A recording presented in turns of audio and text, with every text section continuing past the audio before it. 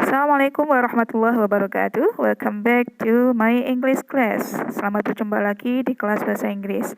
Okay, this meeting we would like to learn about passive voice. Hari ini kita akan belajar tentang kalimat pasif. Ya, the first thing we would like to discuss is about the usage. Bahasan pertama adalah bahasan tentang penggunaan. Kapan kita menggunakan kalimat pasif itu? Yang pertama adalah ketika pelaku dari kalimat atau dari aktivitas itu tidak diketahui. Tidak ada seorang pun yang tahu siapa pelakunya.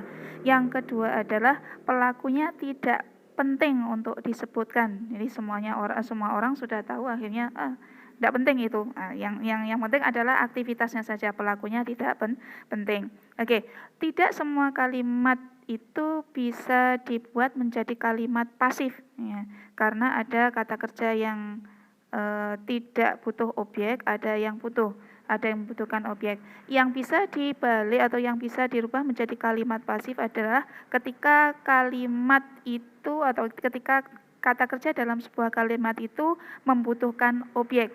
Contoh, I walk to school on foot. Saya berjalan kaki ke sekolah.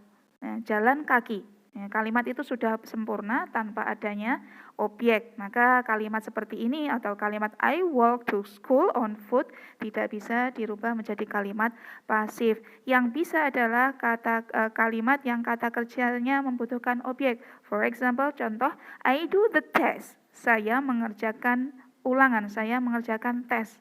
Ya, kalimat ini bisa sempurna kalau ada objeknya. Jadi kalimat yang ada objeknya barulah kalimat yang bisa dirubah menjadi kalimat pasif.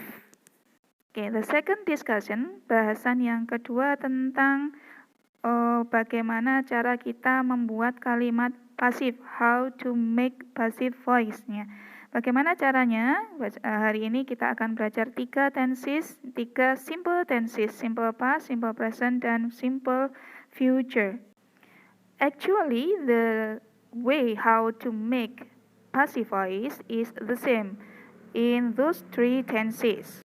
Okay, follow me to make the passive voice. Silakan ikuti saya untuk membuat kalimat pasif. Ya, we use I did the test. Kita gunakan kalimat aktif dari kalimat I did the test. The first step is omit the subject. Ya, tahap pertama hilangkan subjeknya. Ya, subjeknya adalah I dihilangkan. The second is move the object into the beginning of the sentence. Yang kedua, silakan pindahkan objeknya di awal kalimat. Ya. Kemudian, then the third, put the auxiliary verb. Silakan diletakkan auxiliary verbnya. Karena subjeknya adalah test, maka auxiliary verb untuk simple past adalah was. The test was. Ya, jadinya seperti itu. The last is change the word into the third form. Gantilah kata kerjanya menjadi kata kerja bentuk ketiga. Did dari kata kerja pertama do, kedua did, kemudian ketiga done, ya, menjadi done. Ya, kalimatnya atau passive voice-nya menjadi the test was done. Okay, now kita lanjut ke simple present.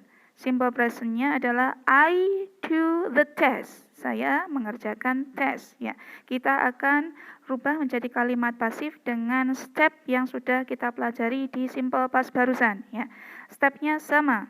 Yang pertama adalah hilangkan subjeknya, yaitu I. Kemudian the second, move object into the first, into the beginning of the sentence. Pindahkan objeknya ke di awal kalimat, the test. Kemudian the second step, the third step, step ketiga, letakkan auxiliary verb atau to be-nya. The test untuk simple present, maka to be yang cocok adalah is. The test is. Kemudian yang terakhir, rubah atau change the word into the third form.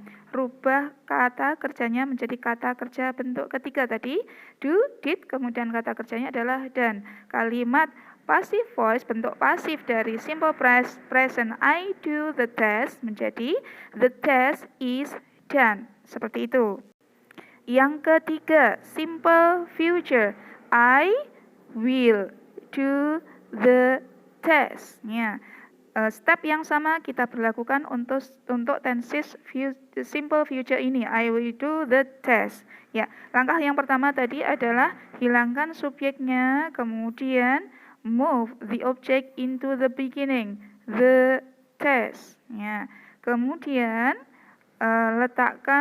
letakkan auxiliary verbnya, will, the test will, kemudian tambahi be. Ini auxiliary verb untuk passive voice simple future. The test will be, kemudian kata kerja do dirubah menjadi bentuk kata kerja ketiga menjadi done. Ya, kalimatnya menjadi the test will be done. Oke, mudah bukan? Ya, itu tadi cara merubah kalimat aktif menjadi pasif dalam 3 tenses, simple past, simple present, and simple future.